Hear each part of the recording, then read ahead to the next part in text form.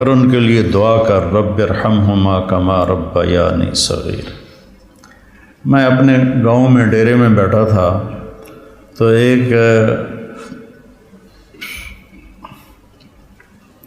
شخص میرے پاس آیا اپنے بیٹے کو لے کر، رحم دین اس کا نام تھا، فوت ہو گیا۔ اس کا بیٹا ایک مدرسے سے فارغ ہو کر آیا تھا، مجھ سے کہتا ہے میاں صاحب، ہمیں وہاں میاں صاحب کہتے ہیں، میاں صاحب اے میرا پتر پڑھیا تو ہے پر کڑیا کوئی نہیں، ایک ان پڑھ آدمی کا تجزیہ، اے میرا پتر پڑھیا تو ہے پر کڑیا کوئی نہیں۔ دودھ جب کاڑا جاتا ہے نا تو وہ ملائی آ جاتی ہے اور وہ ذرا گاڑھا بھی ہو جاتا ہے، مزیدار بھی ہو جاتا ہے۔ تو ہمارے بچپن میں اتنے بڑے بڑے گڑھوں میں سارا دن دودھ کے نیچے اپلے وہ جلتے رہتے تھے اور وہ اتنی بڑی ملائی کی تہ اس پہ آتی تھی اور پیلا زرد ہو جاتا تھا، تو وہ بہت پسند کیا جاتا تھا پینے میں بھی، اس کی ملائی کھانے میں۔ تو جو آدمی ایک اچھے کردار والا بن جاتا تھا تو اسے کہتے تھے میاں کڑے ہویا ہے۔ اب سمجھ گئے یہ مثال؟ اے میرا پتر پڑھیا تا ہے پر کڑیا کوئی نہیں۔ میں کیوں ہے کہ ہم تو ماں پیو نال گل کرن دا ہی ول نہیں، ہم اسے تو یہ نہیں پتا کہ ماں باپ سے بات کیسے کرنی، اتنی بدتمیزی سے بولتا ہے۔ تو یہ مٹی تے سو پڑھ کے آیا، تو میں تم سے یہ نہیں چاہتا ہوں کہ تم جاؤ تو تمہارے ماں باپ کہیں پڑھیا تا ہے پتر پر کڑیا کوئی نہیں ہوں۔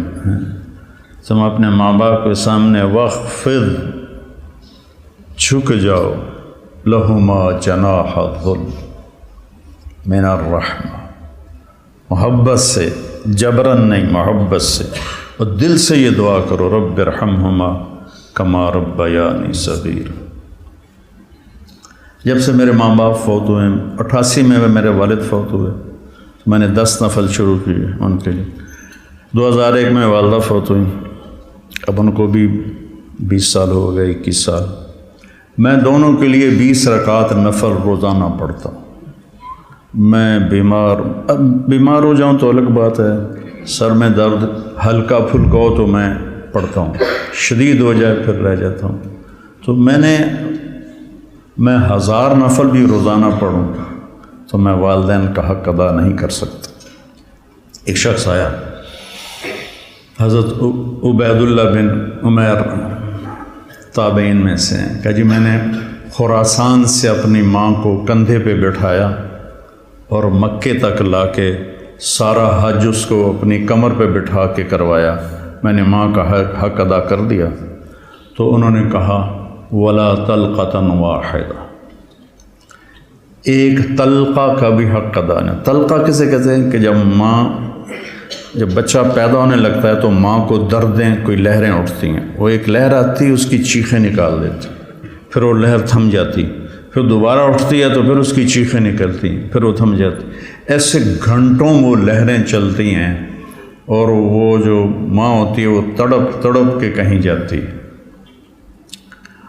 تو وہ جو بے شمار دردوں کی لہریں اٹھتی ہیں، تو انہوں نے فرمایا ابھی ایک درد کی لہر کا حق بھی ادا نہیں ہوا، ولا طلقۃ واحدہ، بھی ایک کا حق بھی ادا نہیں ہوگا۔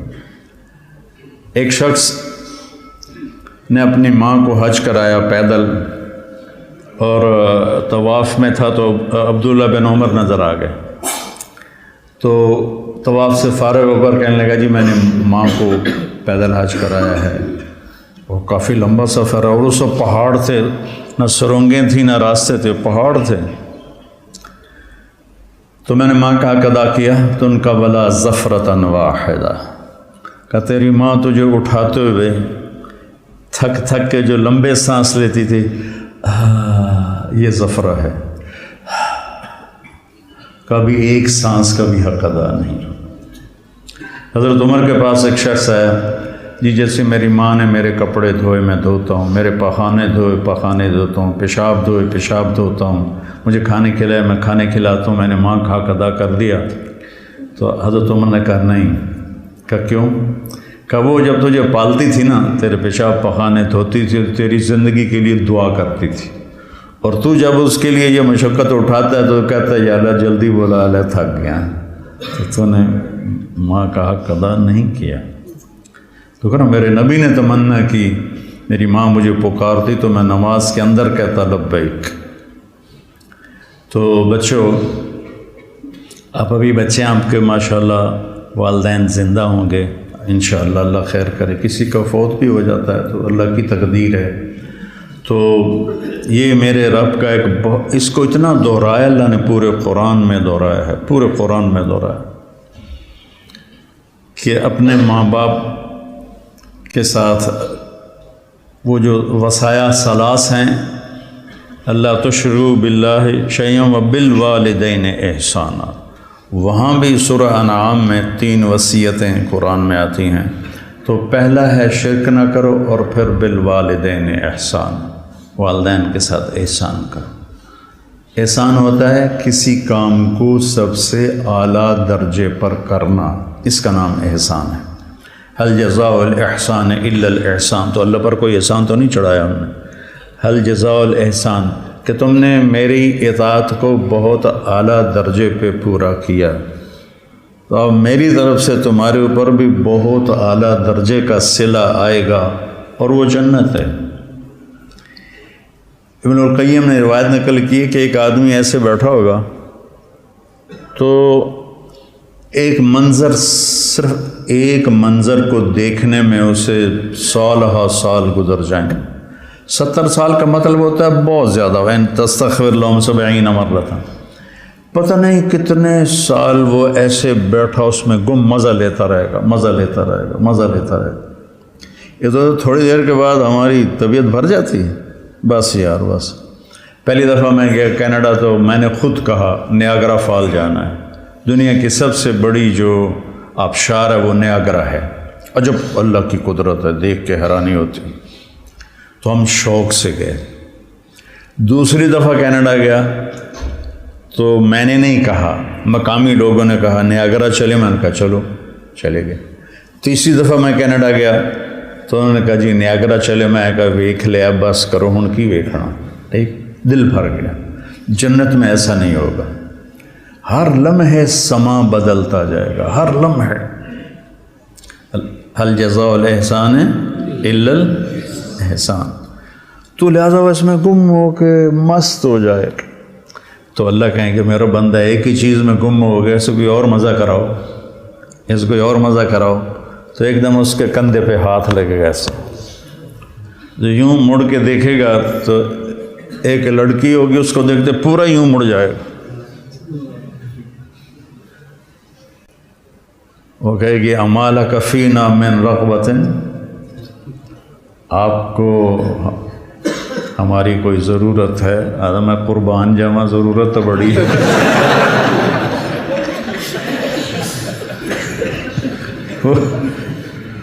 وہ کہے گا تو ہے کون، تو میری جنت میں سے نہیں ہے؟ تو وہ کہے گی انا من اللواتی قال اللہ تعالی ولدینا مزید، میں ان میں سے ہوں جن کے بارے میں تیرے رب نے کہا ہے صرف ایک دفعہ دینے کے بعد بس نہیں کروں گا، ولدینا مزید، دیتا ہی جاؤں گا، دیتا ہی جاؤں گا، دیتا ہی جاؤں گا۔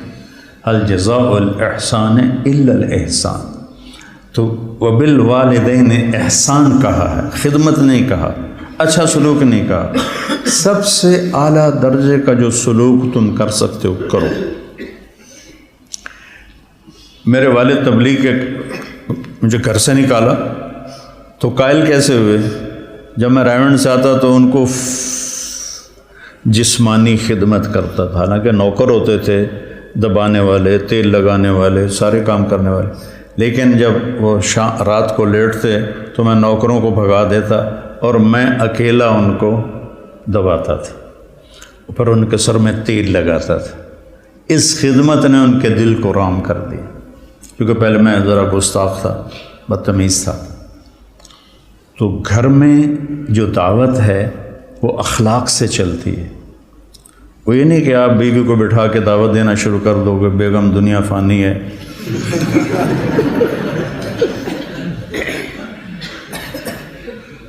تو گھر میں جو آپ کا سکہ جمے گا جھک جانے سے جمے گا. ماں باپ کے لیے چائے بناؤ، کپڑے دھو، ان کو دباؤ، ان کے سر میں تیل لگاؤ، ان کی آنکھ کا اشارہ سمجھو، تو میں سمجھوں گا کہ آپ نے صحیح قرآن پڑھا ہے. اور رشتہ داروں میں بھی زبان سے دعوت نہ دیا کرو، اپنے اخلاق سے، چونکہ رشتہ دار سب سے مشکل ہوتا ہے تعلق قائم کرنا. رشتہ داروں جب بھی تو اللہ نے اتنی آیات اتاری ہیں اور اتنی احادیث ہیں، تو اس میں سب سے مشکل ہوتا ہے رشتہ داروں سے تعلق قائم کرنا، کہ وہ رویے ٹکراؤ ہوتا ہے. تو اس میں آپ کے اخلاق، آپ کی تواضع، آپ کی عاجزی، کوئی ان میں سے بدتمیزی کرے تو آپ کا برداشت کرنا عموماً، اور والدین خاص طور. لیکن اس میں ایک بات کی احتیاط رکھنی ہے کہ کل کو اللہ آپ کی شادی کروائے تو شادی بیوی کے معاملے میں احتیاط کرنی ہے. آپ کے ماں باپ کا آپ پر پورا حق ہے، لیکن آپ کی بیگم پر ان کا کوئی حق نہیں. میں بچیوں سے بھی کہتا ہوں کہ تم اپنے ماں باپ کو چھوڑ کے آ گئی ہو، اب اپنے خامد کے ماں باپ کو اپنے ماں باپ بنا لو. اور خامد کے ماں باپ سے کہتا ہوں کہ تم نے اپنی بیٹیوں کی شادیاں کر کے روانہ کر دیا اور تمہاری حویلی خالی ہو گئی بیٹیوں سے، تو تم ایسا کرو کہ یہ جو بہو آئی ہے اس کو اپنی بیٹی بنا لو. جب اس کو بہو کی نظر سے دیکھتی ہو تو پھر تمہارے اندر حسد پیدا ہوتا ہے، غصہ پیدا ہوتا ہے. اسے بیٹی کی نظر سے دیکھو، یہاں تمہاری جگہ، اس بہو کی جگہ تمہاری بیٹی بیٹھی ہوتی تو تمہاری نظروں میں کیا پیار ہوتا. جب بیٹی کو تم نے روانہ کر دیا ہے، اب پیچھے یہ تمہاری بہو آ گئی ہے، تو اس کو وہی نظر دو جو اپنی بیٹی کو دیتی تھی، تو گھروں میں خوشیاں. تو ماں باپ کا تمہاری بیوی پر کوئی حق نہیں ہے. لیکن میں نصیحت کرتا ہوں بچیوں کو کہ خامد کے ماں باپ کو عزت دو، ان کی خوشی سے خدمت کرو. اگرچہ تمہارے ذمہ نہیں، لیکن کرنا تمہارے لیے اجر و ثواب کا باعث ہے. اور بچی کے ماں باپ سے کہتا ہوں، دیکھو پوری ہدایہ جیسی کتاب میں بھی ساس کا کوئی حق نہیں لکھا ہو، ساس سسر کا کوئی حق لکھا، باب الخواخ ہے کوئی؟ کیوں جی مولوی زبیر صاحب، باب الخواخ کوئی نہیں ہے. خامد اور بیوی کے حقوق، اولاد کے حقوق. تو میری ذمہ اپنی ماں باپ کی خدمت ہے. میری بیوی خوشی سے تیار ہو جائے تو اس کا احسان ہے، اس کی نیکی ہے. زبردستی کر کے میں کروں ورنہ میں تجھے نکال دوں گا تو یہ ظلم ہے. ماں باپ کے کہنے پہ طلاق نہیں دینی. طلاق دے دو، بڑی نافرمان ہے.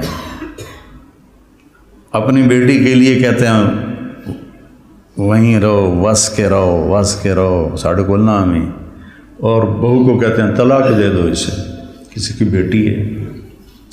تو اس میں اعتدال کا راستہ اختیار کرنا یہ آپ لوگوں کے ذمہ ہے. اور جب بھی بیوی کی تمہیں شکایت سننے کو ملے، پہلے تحقیق کرنا، پھر کوئی بات کرنا. عموماً شکایتیں غلط ہوتی ہیں. ایک ہماری رشتے میں پڑنانی تھی، رشتے میں مجھے ابھی پتہ ہی نہیں کہ وہ میری کیا لگتی تھی. تو وہ آئی میری نانی کے گھر، تو اندر پردے نال اس کی بہو پیچھے آ رہی تھی. میری نانی نے لیا، تو میرے کو پوچھنا ہے اے تھوڑا رنگ پیلا کیوں ہو گیا ہے. یہ انہوں سمجھا رہی ہے کہ تو میرے کو پوچھنا تھوڑا رنگ پیلا کیوں ہو گیا. اچھا، وہ میری نانی کا ان سے کوئی بانجی بھتیجی کا رشتہ تھا، تو انہوں نے کہا جی ٹھیک ہے جی نانی جی. وہ پیچھو بہو آ گئی، سلام دعا کے بعد وہ کہنے لگی خالہ جی تھوڑا رنگ بڑا پھکا پہ گیا. ہاں نہ دودھ پلائندی ہے، نہ چاہ پیوائندی ہے، نہ انڈے کھوائندی ہے، نہ روٹی دا پوچھدی ہے، نہ پانی دا پوچھدی ہے۔ اگو وہ بھی تھی، یہ کودے نو تو وہ کودے تیرا، سی کا بھائی بگھیرا، یہ کودے نو تو وہ کودے تیرا۔ اگو اس نے بھی لے لیا ہاتھوں ہاتھ، ہر شے کھا جانی ہے تو حالی پہ آنی ہے، میں تین کچھ نہیں پوچھ دیا۔ تو بیٹا یہ ایک زندگی ہے جو میں کوشش کرتا ہوں کہ آپ وہ زندگی سیکھیں۔ کیف عاملہم بھی اسی لیے نصاب میں داخل کی کہ آپ کو پتہ چلے کہ زندگی گزارنی کیسے۔ اللہ نے شروع سے مجھے ایک بڑی فیملی میں پیدا کیا، بچپن سے نوکروں کی بہتات۔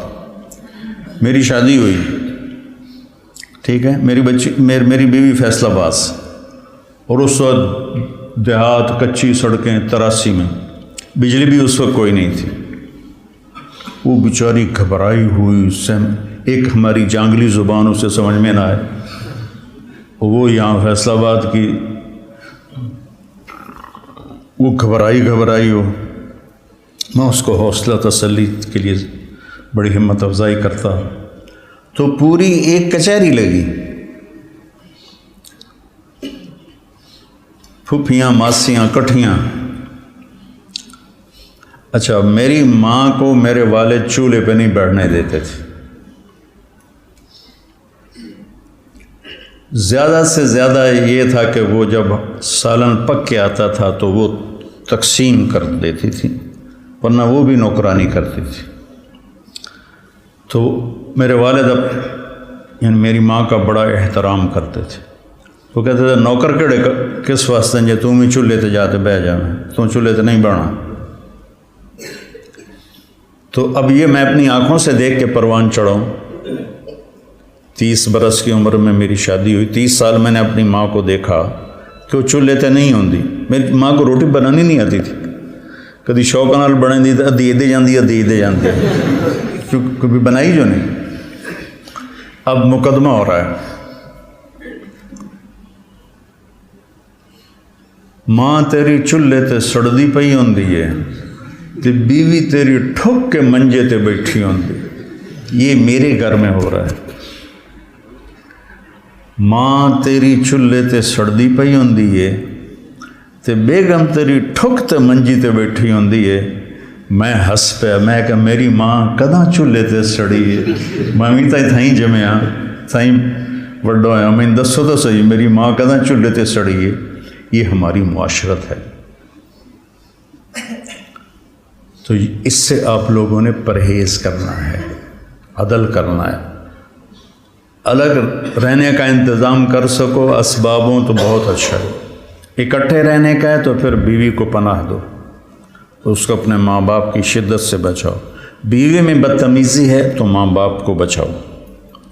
بعض لڑکیاں ایسی بدتمیز ہوتی ہیں، ایسی زبان دراز ہوتی ہیں کہ نہ کسی کی عزت کو دیکھتی ہیں، نہ کسی کے مقام کو دیکھتی ہیں، اور بہت ہی لمبی زبان۔ ایک دفعہ ساتھ 2 واقعے میرے ساتھ پیش آئے۔ ایک عورت، ایک دوست نے کہا کہ ایک خاتون آپ سے ملنا چاہتی ہیں، اس کے خامند کھرب پتی ہیں، کھرب پتی، کہ ملا دو۔ وہ آ گئیں، 50 سال پلس ان کی عمر تھی، تو بیٹھتے ہی رونے لگیں۔ ایسا ہوتا ہے ابھی پہلے کوئی دکھڑا سنائے پھر وہ بیٹھتے ہی رونے لگے کہ لوگ سمجھتے ہیں میں بڑی خوش قسمت ہوں، بڑے مالدار کی بیگم ہوں، لیکن میں اس دولت کو کیا کروں، میرے خامند کا سلوک ہی اچھا نہیں میرے ساتھ، تو میں اس دولت کو کیا کروں۔ ٹھیک، اس سے کوئی چند ہفتے بعد میں کراچی جا رہا تھا، جہاز میں ایک نوجوان بڑا خوبصورت میرے پاس آ گیا، کہنے لگا مولانا صاحب اللہ نے مجھے سب کچھ دیا ہے، رزق دیا ہے، گھر دیا ہے، دولت دی ہے، لیکن میں اپنی بیوی سے اتنا تنگ ہوں، اس کی 30 فٹ لمبی زبان ہے۔ میں کہا 29.5 فٹ کٹ دے، باقی 6 انچ منہ چڑھان دے۔ اس کی 30 فٹ لمبی زبان ہے۔ تو ایک بیوی کی بدتمیزی سے پریشان ہے، ایک خامند کی بدتمیزی سے پریشان ہے۔ اس لیے بعض اوقات جب بے جوڑ شادیاں ہو جاتی ہیں تو ماں باپ کہتے ہیں نبھاؤ، طلاق اس لیے ہے، طلاق اس لیے ہے کہ اگر خامد بدتمیز ہے تو ان کی عادت نہیں بدلے گی، بچی کو فارغ قرار۔